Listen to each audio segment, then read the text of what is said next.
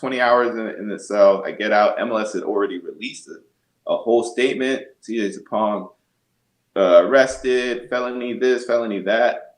Not once did anybody from the league call me but here comes behavioral health. Oh, hey man, you got a problem. You got a problem. You got an issue. We got to go get you checked out, man. We got to go. We have to do this. This isn't looking good. And then a year later, I'm found not guilty. Again, still nothing said about profiling. Wow. And in the courtroom, it just happened to be a day where there were a lot of people in the courtroom. I mean, they showed the dash cam, like the officers were stumbling on their words, caught in blatant lies, getting red in the face, rocking back and forth, like being uncomfortable. I'm like, wow, that's when it took a whole year for me to realize what transpired.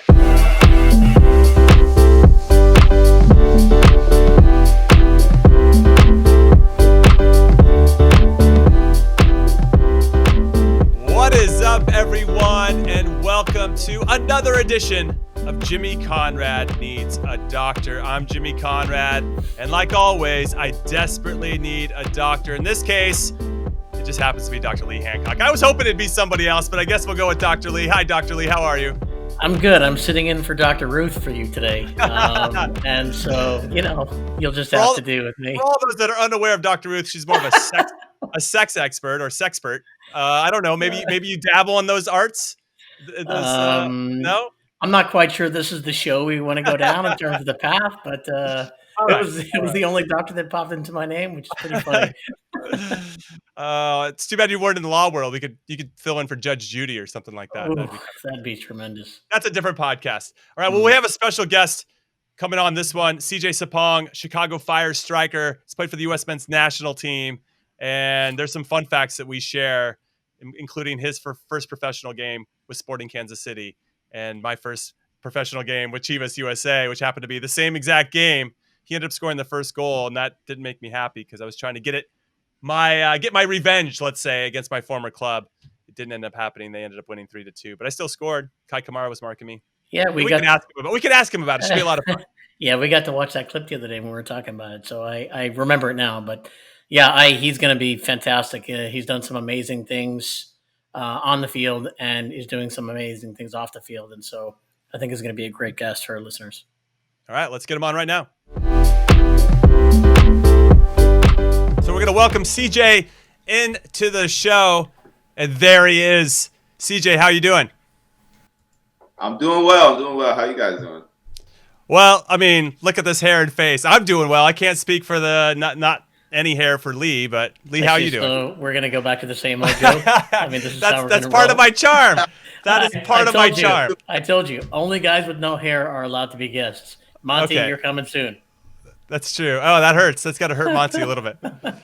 All right, so CJ, as we look at your story, and there are so many things that I want to ask, but I do really want to get into you being drafted 10th overall by Sporting Kansas City, going on to win the Rookie of the Year in 2011. Then you win the Open Cup in 2012, and then you win MLS Cup in 2013. I mean, at that point, you're probably like, that's it. I'm done. I've accomplished everything I set out to do as a professional. Thank you very much. National team, just call me whenever you're ready, because I'm ready. Yeah, it's interesting you break it down that way, because looking back to that time, I do remember, after we won MLS Cup in 2013, as you know, if you're playing MLS Cup, you're playing kind of deep into the year or the winter. And I think we had 6 weeks of vacation, and then we were right back, and a new season. It's like we got to do it again. And I remember kind of sitting and like kind of wondering if I was going to be able to marinate that moment a little bit more. And of course, as our duty calls, you got to keep on going, got to keep keep striving to get the hardware and the accolades. But I can safely say, for me as a person, that was the moment when I started my own internal journey. And essentially that has led to me being in a place today where I'm able to continue to have a passion to be on the field. And I'm also in a position to utilize it as a platform to ensure my self-sufficiency, right, and sustainability off the field. It's interesting, Lee. I'm going to jump in here Yeah. because I know I've told this story a few times, but I felt the same way as you did after you won MLS Cup in 2013. When I played in the World Cup in 06, even though we didn't get out of our group and we didn't hit those great heights of the 2002 and 2010 team, and I'm not bitter about it at all, by the way, I remember Sunil Gulati, the then U.S. soccer president, afterwards shaking my hand and saying, all right, let's do it again in 4 more years. And I didn't also have a chance to marinate in the of me kind of reaching this peak and defying the odds to be a part of the World Cup team and also playing and holding my own there. And I just was like, I don't know if I'm ready to do 4 more years. I don't know if I'm ready to strap them back on and have to do that process all over again, especially with this new perspective of being a person that went from striving for everything to then now being the person that everybody's chasing to get. And that was a really hard time for me. And thankfully, Clint Dempsey broke my jaw and I got to sit for 8 weeks and think about it. But I don't know if thankfully is the right word there, but I can relate to you in that way. And I did have my internal drive changed at that point for me. And it was a hard thing for me I was a little bit depressed, which is the weirdest thing to say after achieving such, individual success. That's exactly what it is, because if you look at, normal human beings, whatever it is they're doing in their lives, they strive for greatness. There's something that they're trying to achieve, and you put in so much work and you get there and it isn't what you thought it would be. And like you said, to go into a place where now you're struggling to find motivation to go to practice every day, and you're struggling to understand what all this is about, right? It asks you questions bigger than soccer. I'm very thankful for that opportunity to be able to reflect that in that way. It was tough, like hearing you say what you say. I think that's something that needs to be spoken on a lot more these days, because a professional athlete's life obviously is very dependent on their career.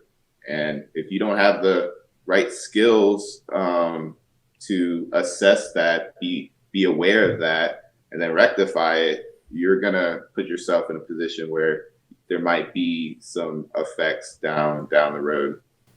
Yeah, for sure. I mean, that's a lot of the stuff that I work with athletes, and I've been fortunate to be around different kinds of athletes in different sports who have taken those breaks, and those breaks are sometimes the hardest thing and then the best thing. And a few minutes ago, which I'd love your 2 cents on this. You said that 6 weeks was really pivotal for you, right? Where you're like, you win, everything's great. Then you come back and it's February-ish, and you're thinking to yourself, or it's probably like a week prior, and you're thinking, oh my God, I got to do this again. And like, if it was so pivotal, how did you move through that? I think that's an interesting thing that everybody deals with differently. Yeah, it's an everlasting and ever developing process and journey.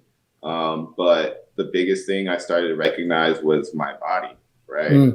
6 weeks after 10 months of strenuous overwork, literally, has its effect. And obviously, being young as well, I wanted to use the time to see friends and family. So I got back for preseason training. And yeah, it was a very daunting feeling, like in the pit of your stomach. And unfortunately, that led to a couple more injuries, little slight knocks and ailments that I was getting, but then ultimately I want to say around midway through the year, herniating a disc in my lower back and then bulging a disc in my neck. Jeez. And that led to some darker days, but to add some positivity to this story, it did eventually lead to me taking control over what I put into my body, taking control over gaining knowledge in learning of how I can recover, give myself an edge. And, it's beautiful when I look back at it, because it all eventually led to me creating my nonprofit Sacred Seeds through my own activation of growing my own plants, going back to the root, right? And getting the nutrition that I felt like I needed through my food, and not popping handfuls of vitamins, or just relying on whatever the doctor or the trainer prescribed me for my stiff neck. So it's, I think, indicative of everybody's journey, right? We find ourselves in dark moments throughout our life, but ultimately those moments are always an opportunity to grow Yeah. a failure. Yeah. I was going to jump in really quick and share a story that maybe will be relatable to you, CJ, and hopefully the listeners and viewers as well. So I got a call from Bob Bradley. This was about a month or 2 months before the Gold Cup in 2007. And it was an interesting year that year for the national team because it was a Gold Cup backed up with the Copa America right afterwards. And at that point, Bob and I were on great terms, and we were a longer story from why it went a different direction for everybody that's new to that. But he said he wanted me to play in both tournaments. Now, I just had my first baby, or I was just about to have my first baby. It was like 2 weeks later, and I was excited. Like, Bob calls and says, hey, we want you to be a pivotal part of both tournaments. And then the baby's born, okay? And I love her sweetly. She's the best. And what happens, though, is that you start to have these dad feelings that you never had before. Sure, it's one thing to read all the books leading up to it and obviously talking to your own dad about what it means to be a dad and all this types of stuff about being a parent. And then the baby's born and you feel this connection, obviously, that is unlike anything else. And I knew that if I went for both tournaments, I'd be gone from home for 8 weeks, 9 weeks, 10 weeks in the first 3 months of this baby's life. And I was feeling a lot of stress and feeling a lot of pressure. And obviously, okay, we're at home trying to get creative with regard to, well, how can we make this work? Can my wife and baby come to the hotels where we're staying? And like trying to go through all these obstacles and hurdles. Ultimately, I pull my hamstring about 2 weeks before I'm supposed to go into the Gold Cup. I don't pull hamstrings. I was doing yoga like you. I was taking care of myself. I was watching what I ate, like everything, very efficient, and tried to maximize everything, all of my talent that I had. If you think I had any talent, I think my talent was commitment, CJ. So I wanted to ask you if you feel like, and maybe I want Dr. Lee as well to chime in, that injuries can be mental as well. Now I know a herniated disc and bulging discs in your neck, that's something different, but I thought that hamstring, especially looking back, was completely 100% mental, and it gave me an out. I needed an out. I didn't know what my out was.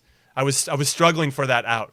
I didn't want to disappoint not being at home for my baby and my own personal feelings there, but I also know that a professional athlete's time is very short, especially with your national team. The window is very small to have success there. I didn't want to miss out on that either.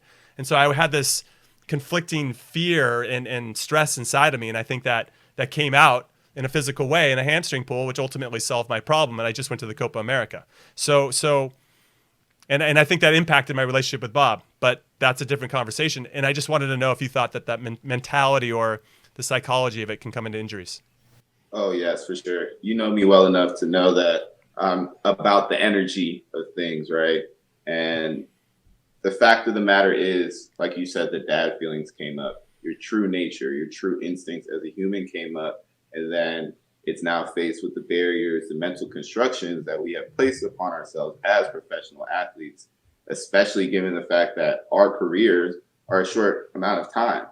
So we're going to skew, right, our own views in terms of sacrifices and priorities, all based on that. And I would actually say in your situation, that's one of those synchronicities that whether it's your higher self, it's God, whatever it is that people connect faith to, gave you a little out. Because at the end of the day, and I'm sure you say you were reading books and stuff, as I was and have been and still am, given that I just had a daughter, the first 3 months, the first 6 months, the first 12, 18, it's very pivotal, and as I've studied more in depth the dynamic of my own mind, I've been able to come across literature and information on a child's mind and how, before they can even develop memories,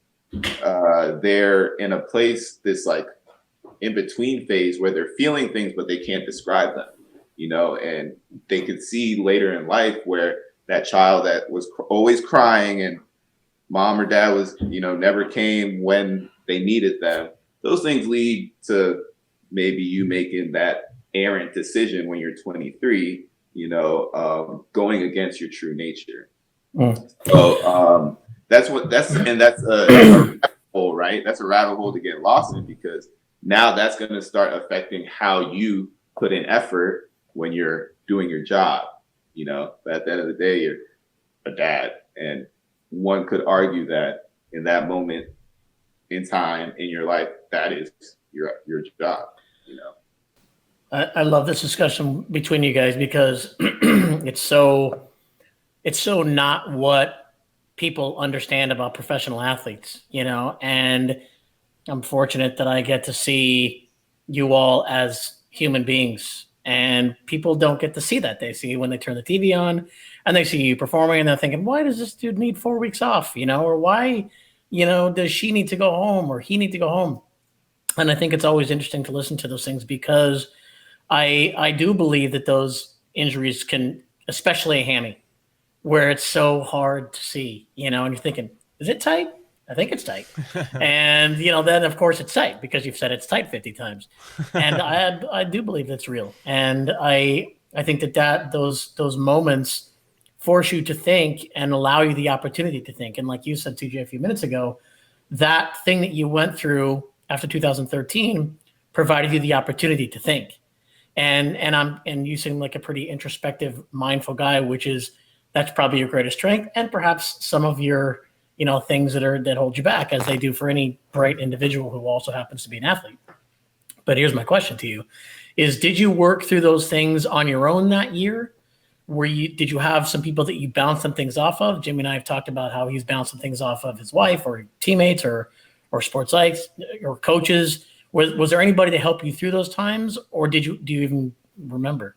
I would say the muddy trek, right? The muddy part of the climb was just myself, but because I chose for it to be that way, again, another athlete indoctrination of at the end of the day, you control what you can control, and if you do everything right, then it'll go right for you, But I think going and a lot, it was a sequence, a chain of events that transpired that ultimately led to me having to go to Malibu, California for this substance abuse and behavioral health program through MLS. And I mean, that was a whole nother experience. Long story short, I got stopped on the night of a Freddie Gray demonstration. Freddie Gray was an unfortunate individual that died in the back of a police van. They took him for a ride. And again, I'm younger, but more mindful, right? But I have my Mercedes with 5% tint, black top, like kind of lowered. And I got profiled. I didn't find out till a year later that I was profiled, when the inconsistencies in the report and then the testimony of the officers actually came out. And I had to go through that time being viewed as, either whether it was alcoholic, a criminal. I had to go through all this different protocol. But what I realized was there was still an aspect of myself that needed work. And going to that programming, realizing that there are resources and multiple channels for individuals to utilize to become more mindful and to start to heal themselves. And ever since then, I've had a sports psychologist, and I mean, that was 4 years ago. And so now I can count on at least a week to every 2 weeks to be able to just say what's going on in my head out loud. And the thing that really gets us is all these connections we make and all these thought just manifestations that are going on in our head. Not a lot of it is real. And when you say it out loud, you realize, oh snap, like, okay, that sounds dumb. Yeah. So CJ, you said earlier that the athlete indoctrination of if you do everything right, everything's going to go right for you. And when I use that lens to see that total unfair treatment that you got in Malibu, how does that mentality mesh with that, and how frustrating must it have been? And that's not only as an athlete, that's clearly for racial profiling and the racial injustice that I know that you've been subjected to, and obviously the systems that are here in this country that are probably holding you back in a lot of different ways from being maybe reaching the potential that you know that you could reach. There's a lot here, I think, in this one question, but I kind of want whatever you want to take out of it and extrapolate. I'd love to hear your thoughts on that. Yeah, that's amazing, because I didn't actually, I won't say I've healed from it. I began the healing process until recently, the recent events, and being able to speak my truth more in my interviews or on social media. But, you know, when I got profiled, nobody even suggested that that could be what was going on, you know? And this kind of like the elephant in the room, right? When I'm going through all these different, I mean, going to court just to get arraignments, had to go get drug tested by the city like twice a week, and like all these things that are adding a lot of inconvenience. And it's like, wow, it really could have simply just been, I mean, hey, it's a Freddie Gray demonstration. You see black people everywhere. Here comes this black kid in his car thinking he's tight. Like they said what was the official report? That I hit a traffic cone, which the cop who said that I hit it wasn't the one who stopped me. So the one who stopped me is the one who wrote the report and wrote all these things. And I'm like, damn, like, what did I do to this person to make them try to paint me in this light? And it hurt, because I had faith in, you know, my team at the time, Philadelphia Union and MLS, that like I would be talked to understand what happened. As soon as I got out the holding cell, which they kept me in for 20 hours, simply because I asked to read some papers that they were telling me to sign. I just happened to synchronistically had gone through a whole podcast series before that about how signing, if you got to read what you're signing, because you give a lot of consent away. And, you know, 20 hours in the cell, I get out. MLS had already released a whole statement. CJs Sapong arrested, felony this, felony that. Not once did anybody from the league call me to, you know, but here comes behavioral health. Oh, hey, man, you got a problem. You got a problem. You got an issue. We got to go get you checked out, man. We got to go. We have to do this. This isn't looking good. And then a year later, I'm found not guilty. Again, still nothing said about profiling. Wow. And in the courtroom, it just happened to be a day where there were a lot of people in the courtroom. I mean, they showed the dash cam, like the officers were stumbling on their words, caught in blatant lies, getting red in the face, rocking back and forth, like being uncomfortable. I'm like, wow, that's when it took a whole year for me to realize what transpired. Granted, I did learn a lot, but it was a little bit of a mind F, because I was learning these things and continuously telling myself that there was something wrong with me. Wow. And once I was not guilty, there was no statement released by MLS saying that I was not guilty. No statement released by my team. And don't get me wrong, there were a lot of people that supported me through it. But it's interesting, because going back to the athlete indoctrination, those are the moments you realize, like, or you feel like ain't nobody out here for you. You know? They don't care. Yeah, so I mean, I've got some follow-up questions. That's quite a story for me. You know, you're doing some amazing things now in 2020, and things you started to do in 2019. But of course, that's 4 or 5 years. You've allowed it to kind of move through, and how you feel about it. How did you process that? How did you feel about that? How did you manage that right then? I'm seething listening to it. I can't even imagine what you and your family and friends must have been moving through. Yeah, you know, ultimately it led to me taking over my own story, controlling my own narrative, not reaching for the approval of others as much. because what came out of that ultimately was an opportunity for me to embrace who I am, and whether it's the philanthropic things that I'm doing or the self sustainability ventures I'm taking, I have skills, I have resources, I have tools that for me, I feel like moving through the rest of my life, no matter what this chaotic life and reality brings to me, I will be able to adapt and gaining victories, little victories on a consistent basis, and patting myself on the back for those things. And, having moments like this where I can speak my truth are all things that push me more and more towards my true nature, my maximum potential. And I think also it serves as a story and, opportunities for other people to resonate and understand that no matter what the details look like, this is a journey that we're all kind of on individually, right? It's coming into your own power and not allowing outside or external ideologies or prejudices dictate how you move through your life.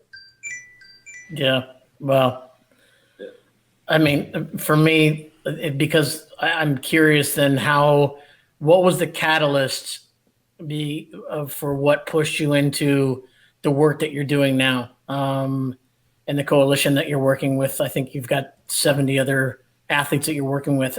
What was the catalyst and how did you do that? And what kinds of things are you doing? Yeah. So I would say, again, if I can somewhat shorten it, Black man grows up continuously trying to tell himself that even though he's Black, he still can do it, even though life has shown him he can't, even though literally he has statements said from authoritative figures or family saying, hey, because of this, you got to work twice as hard. Evolving into a place of where I learned to embrace it and learn more about my culture and stood more in my power when it came to that. And then finding creative ways to pay it forward, if you will. Because now that at that moment, privied with that experience and privied with that knowledge, I felt like it was my duty to start to actually implement change, right? Actually have an impact as opposed to have it look good. Before then I had done many, you do appearances, Jimmy, when you're playing for a team, you do appearances, you have amazing moments with little kids and you see that they're inspired. But for me, recognizing one, the opportunity we all have to maximize our health, and then two, the empowerment that comes from that, I saw an opportunity to reach into, at a grassroots level, right, the seeds, that's where Sacred Seeds comes from, and start to implement a healthy and conscious lifestyle. And from there, whether you're successful in sport or you're successful in gaming, you have an opportunity to reach people and emphasize the aspects of our reality, our life, that are conducive to our growth and conducive to the growth of people around you, and not these patterns and constructs that we chase after that when we get them don't bring that satisfaction or that happiness that we're ultimately looking for.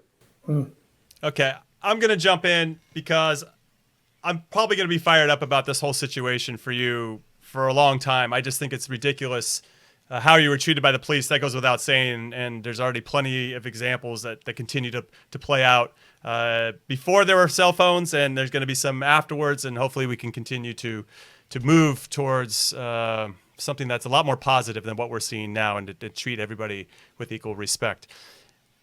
I just want to know how you stayed so cool throughout the process, because I thought I was cool, but I've just seen a next level now, and it's named CJs Sapong. That's one. Second, I want to know how you define success. because I think it's going to be a little bit different than maybe the constructs that the win and loss mentality of win, I'm a success, lose, I'm a failure, that athletes are indoctrinated with. Yeah. So first part of the question,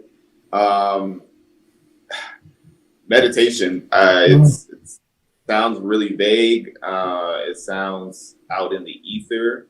However, when I try to break down meditation to its root sense, it's just breathing and finding awareness and stillness in a very chaotic and fast moving world. Thoughts are moving 100 miles per hour. Before I started meditating, I couldn't even just sit down and not be doing anything. And from those practices, literally just counting to 10 with your breath, that's not an easy thing to do. And as I did it more and was able to get up to an hour and a half, 2 hours of meditating, you sit there and don't get me wrong, the first 10, 15 minutes is tough. Coming in, man, you really start to question yourself, and you're, again, in a situation like that, I'm like bitter, I'm like angry, and through that self-reflection and that stillness, I now start to understand, wow, okay, these are manifestations of constructs that have been embedded into my being from earlier than this moment. Why am I going to get upset at MLS? For them, at the end of the day, I'm still just a player. They could never understand my personal journey and, the things that I, struggle with every day. Nor, honestly, do I feel like they have to. They run in a whole league. That's cool. However, I think when it comes to the part that I'm still bitter about is the fact that there was no response made by MLS after I was found not guilty. But that also gives me an opportunity. You're talking about success and failure. This is how I'm going to segue. Because in that moment, I can choose to be bitter. I can now move in a way where I will essentially be perpetuating the same dynamic that has gotten it to this point, where because of some past situation, I'm now bringing that into my present moment now. And now everybody I interact with is affected by this. And again, just not conducive to growth. So that's what I believe success is one, making sure you're moving in a way that the actions, your thoughts, your life are conducive to your growth, but finding the algorithm, finding efficiency in how you respond to things. Because again, success can be hardware, material things. Success can be finally realizing what that recurring dream you've been having all your life means. Like those are, I get moments when I have a dream and I wake up and like, I feel rested and I'm like, I understand how I want to move through my day and my week. And that feeling is like scoring a goal in a packed stadium, And for me, that's a success, is being able to respond to your environment in a way that is continuously conducive to your growth. I'm not even sure what to say. That is so great. And that's using the things. I just think back to our small discussion about 2013 and that time where you had success and you were probably thinking, is this success? And then you get to go through and you experience your year and years, and you have drawn on that as you have created your narrative, right?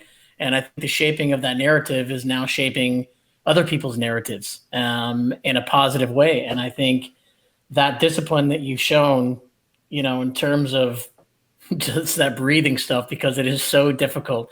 And 2 hours, yeah, I've never done that, is amazing. And I just think that that's such a great message to anybody out there as they're moving through these things. It's not easy. And that's the thing I feel like you have positively moved through this experience in our conversation, but I bet there were some very dark moments where you had some really tough times. And I think that's just a great thing for people to understand, is that's a normal process of feeling, and to move through that, you can get through this and see, look, this is where I am, and I'm going to go make a positive impact on the things that I'm doing. So I just think I don't really have a question in there. I just think it's great stuff, and I think it's just such a great thing for kids coming into the game to understand that success is just so much more than your next contract, your next championship. And yeah, those are going to be driving forces, but you can do both. They're not mutually exclusive events. So yeah, great. I don't know what you want to do with this. Either one of you, CJ. No, when I'm thinking through and listening to CJ, who's clearly, just thought through so many different parts of your life. The way that you think through it is very 360. Sometimes it's easy to have that tunnel vision, and we've been on podcasts before where, I can say, and even when I help coach, when I talk to the guys that say they want to be pros, there still has to be the singular focus for you to be able to achieve some of these heights, and how you find that balance between having that 360 view, but also still knowing that you have to have that narrow view to have that success. Or maybe you don't. I mean, maybe you've evolved in a way that you think that you don't have to have that. And I guess that's a bigger conversation too. But what I wanted to know was, where is CJ Sapong in 5 years or 10 years? Where are you headed? Where is this taking you? Yeah. So kind of going off of what you're saying there, I believe before my own story, that you can't have that 360 view when you're 16 years old, going to academy practices, wanting to become a pro. Now, going through it and understanding who I was in those moments and the things that were barriers for me, I now am building towards developing. So one, I'm finishing my life coaching consulting certification. I got 20 hours. I got to get that in before I'm with my baby girl. But ultimately, I want to use that to develop a lifestyle and life skills management platform for athletes. I actually will start with pro athletes, one, to ensure my self-sufficiency, right, in these next 5 years. But also to have a platform that I can then utilize to implement within the youth. And for instance, like the 360 view, the way that can help you as a soccer player is understanding what you're putting into your body, understanding how to deal with the many aspects that are, a competitive athlete's life, a strict coach, sore nights. You still got to do homework, and, learning how to balance all those things so that you can, when you're on the field, maximize your potential. And then when you're off the field, maximize your potential. So that's my 5 to forever plan, because that's something that, because I've lived, I feel like I know deeply, and I have a yearning and desire to continue to learn about it. And I've already had moments where I've seen growth in people that I interact with, with those kind of concepts in mind. I love it. So Yeah. you got 2 things going on off the field: Sacred Seeds, as you mentioned, and you're on the executive board for the Black Players Coalition in MLS. What can Lee and I do, and what can the viewers and listeners do to help support you in these causes? Yeah, thank you for that opportunity. I have just been thinking about this because I've realized, I have Sacred Seeds, the BPC, in both of these ventures, I'm recognizing the importance of funding. And, don't get me wrong, that's always the best way to help. But I think a way that goes unnoticed and leads to a springing of roots, if you will, is simply activating your network. I believe that now, as I'm moving through my career and my life, I'll continue to feel more and more comfortable speaking my truth. And my truth is intertwined with my passion for self-sustainability, self-sufficiency, and maximization of my own potential. So I would just say, anybody that's listening, if there's a topic that you resonate with, if there's somebody who knows somebody that does something like that, hit me up.